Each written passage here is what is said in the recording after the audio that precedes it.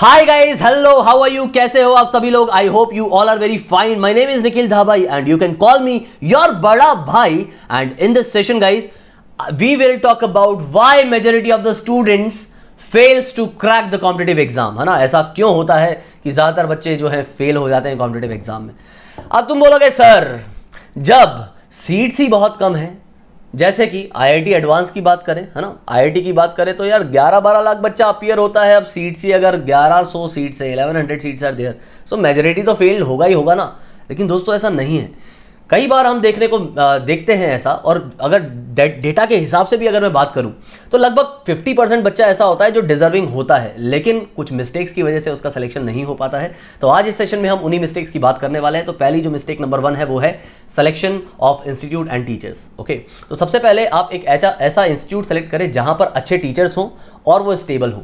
क्योंकि कई बार इंस्टीट्यूट ऐसे होते हैं जिनमें आपको इनिशियली अच्छे टीचर्स मिल जाएंगे, लेकिन वो स्टेबल नहीं रहते हैं। स्टेबल मतलब वो मिड सेशन में छोड़ के चले जाते हैं और फिर इंस्टीट्यूट जो है टीचर्स आपको अवेलेबल नहीं करवा पाता है। तो यहाँ पर एक बहुत बड़ी मिस्टेक हो जाती है इंस्टीट्यूट सेलेक्ट करने में। तो एक ऐसा इंस्टीट्यूट जहाँ पर टीचर्स स्टेबल हो, अच्छे हो, और साथ ही साथ आप देखो कि उसके प्रीवियस ईयर के रिजल्ट्स क्या हैं, उसके पास फैकल्टी पूल कितना है, कि अगर कोई टीचर छोड़ के चले जाता है तो एक अच्छी फैकल्टी से उसको रिप्लेस किया जाए। ठीक है, तो अब आप बोलोगे कि सर लेकिन क्या बिना इंस्टीट्यूट के जो है प्रिपरेशन नहीं हो सकती? तो जी हाँ, बिल्कुल हो सकते हैं, लेकिन इस प्रिपरेशन के लिए आपको बहुत ही ज़्यादा ब्रिलियंट होना पड़ेगा। तो मेजॉरिटी स्टूडेंट्स के लिए ऐसा करना विदाउट इंस्टीट्यूट सिलेक्शन पाना या अच्छी रैंक पाना इज नेक्स्ट टू इम्पॉसिबल। और हो सकता है कि सिलेक्शन हो जाए लेकिन रैंक अच्छी नहीं मिलेगी। लेकिन तुम बोलोगे सर लेकिन कई बच्चों के साथ फाइनेंशियल कंडीशन होती है, तो क्या किया जाए? तो आप डेफिनेटली एक अच्छा यूट्यूब चैनल जो है देखें, और या फिर कोई ऐसा इंस्टीट्यूट देखें जहाँ पर फीस कम मिल रही हो, उसके हिसाब से अपने पेइंग कैपेसिटी के हिसाब से आप जाएं। लेकिन हाँ, जहाँ पर जितनी ज़्यादा फीस होगी उतना ही अच्छा एक्सपीरियंस टीचर आपको मिलेगा और पर्सनलाइज्ड अटेंशन भी आपको वहाँ पर मिलेगी। ओके, अब ये इंस्टीट्यूट को ज्वाइन कब करना होता है? तो सबसे बेस्ट टाइम होता है 11th में ही आप स्टार्ट कर दीजिए। जितना आप लेट करोगे उतना ही आपका नुकसान होगा। और अगर आप सोच रहे हो कि मैं पहले बोर्ड्स को फोकस कर लेता हूँ 11th और 12th, और फिर जो है 12th के बाद अगर मैं ड्रॉप आउट लेके जो है प्रिपरेशन कर लूँगा, तो आप एक तरीके से खुद के पैरों पे कुल्हाड़ी मार रहे हो। ओके, क्योंकि टॉप रैंक्स जो निकलती हैं वो कभी भी ड्रॉपर बैच से नहीं, वो हमेशा 2 ईयर कोर्स से निकलती हैं। ठीक है, तो ये हुई अपनी जो पहली चीज़ थी जो लोग गलती कर देते हैं, कि एक अच्छा इंस्टीट्यूट को सेलेक्ट नहीं करना जिसमें अच्छे टीचर्स ना हो। तो एक ऐसा अच्छा इंस्टीट्यूट सेलेक्ट करो जिसमें अच्छे टीचर्स आपको मिले। दूसरी जो गलती हो जाती है वो हो जाती है स्टडी मटेरियल को लेकर, कि जैसे कई बार बच्चे बोलते हैं कि सर मैं क्या फिजिक्स के लिए प्रदीप फॉलो कर सकता हूँ कॉम्पिटिटिव एग्जाम के लिए? बिल्कुल नहीं दोस्तों। प्रदीप जैसी बुक जो है हम तो बिल्कुल रिकमेंड नहीं करते हैं बच्चों को फॉर कॉम्पिटिटिव एग्जाम्स। तो आपके लिए आपके पास एक अच्छी बुक होनी चाहिए, like HC. Verma, Resnick Halliday. अब ऐसा नहीं दोनों पढ़ लेनी है, या तो एच.सी. वर्मा या रेस्निक हॉलिडे या कोई और बुक, जैसा कि बी.एम. शर्मा हो गई, सिंगेज पब्लिकेशन की बात कर रहा हूँ मैं यहाँ पर। तो ऐसी बुक्स आप पढ़ें और अपने फॉर एग्जांपल अगर आप आईआईटी जेईई एडवांस की प्रिपरेशन कर रहे हैं तो आप उसी के अकॉर्डिंग वो बुक लेके आएँ। ऐसा नहीं पता लगे आप मेन लेवल वाली बुक करने लग गए हो, या फिर आप नीट की प्रिपरेशन कर रहे हैं तो ऐसा नहीं कि आप बोर्ड लेवल वाली बुक पढ़ रहे हो। तो इस तरीके से आप एक अच्छी बुक रखें। लेकिन अगर आप एक अच्छे इंस्टीट्यूट में चले जाते हो तो उस इंस्टीट्यूट से ही आपको एक अच्छा स्टडी मटेरियल मिल जाता है, तो आपको बुक्स का जो है इशू भी सॉल्व हो जाता है ना।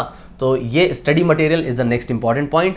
और उसके बाद आता है आपका हार्डवर्क, और हार्डवर्क ही नहीं, कंसिस्टेंट हार्डवर्क। सो जो तीसरा पॉइंट है, तीसरी मेजर मिस्टेक है जो स्टूडेंट्स कर देते हैं, वो है कि वो हार्डवर्क नहीं करते हैं, वो कंसिस्टेंटली हार्डवर्क नहीं करते हैं। तो गाइज अगर जब भी आप स्टार्ट होते हो तो आप स्टार्ट अपना करो एकदम फुल पॉजिटिविटी के साथ, ओके, फुल एंथुसियाज्म के साथ, और तैयार रहो फुल हार्डवर्क करने के लिए पूरे 2 साल के लिए। ठीक है, अब यहां पर ये मैटर नहीं करता है कि सर मुझसे जो है 3 घंटे नहीं पढ़ा जाता है, मुझसे 2 घंटे नहीं पढ़ा जाता है, मैं तो सिर्फ आधे घंटे ही पढ़ पाता हूं या पढ़ पाती हूं, या फिर जो है मैं तो एग्जाम टाइम पे ही पढ़ती हूं। अगर आपका ऐसा एटीट्यूड है तो आप भूल जाओ आपका सिलेक्शन। ऐसा नहीं कि मैं आपको डिमोटिवेट कर रहा हूं, मैं आपको एकदम रियल बात बता रहा हूं। तो अगर आप अपना सिलेक्शन चाहते हो तो आपको दोस्तों करना क्या होगा? आपको यहाँ पे कम से कम, अगर आप एक एवरेज स्टूडेंट हो, आपका लॉजिकली माइंड वर्क करता है, तो आपको कम से कम 6 घंटे की स्टडी तो यहाँ पर करनी ही होगी, other than your school and coaching hours. Okay, और कई बार स्टूडेंट टू स्टूडेंट वो चीज़ वेरी करती है, हो सकता है 10 घंटे भी पढ़ना पड़ जाए, हो सकता है 12 घंटे भी पढ़ना पड़ जाए।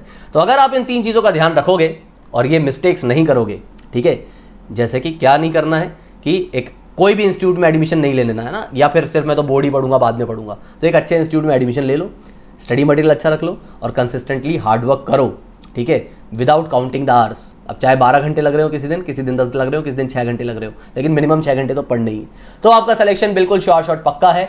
तो ये था एक छोटा सा सेशन आप लोगों के लिए। उम्मीद है आपको पसंद आया होगा, और पसंद आया तो please like the session and also subscribe to our channel and press the notification bell icons to get the regular updates of every session, and also join our Telegram group. You will find the link in the description box. So that's it for today's session, guys. Hope you liked it, and now you can leave, and bye, take care, and have a nice day. Okay, so bye guys.